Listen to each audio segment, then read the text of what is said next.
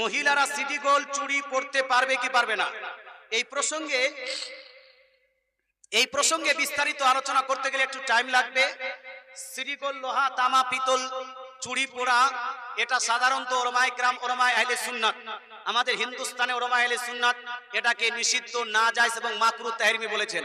কি বলেছেন? এটাকে শুধু 4 প্রকারের গয়নাকে জায়েজ করেছেন: সোনা, চাঁদি, কাঁচ, প্লাস্টিক। বাকি যেটা আছে অষ্টধাতু, সিটি গোল্ড, লোহা, তামা, পিতল, এই সমস্ত জিনিসকে নিষিদ্ধ করেছেন। কারণ হাদিসে আছে রাসূলুল্লাহর কাছে এক লোক ওই লোহার আংটি পরে যখন এসেছিলেন, নবী বলছিলেন, এই জান্নাতীর হাতে জাহান্নামী জিনিস দেখতে পাচ্ছি।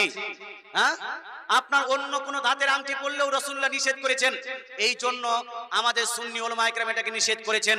তবে আমি কয়েকদিন আগে একজন বড় গবেষক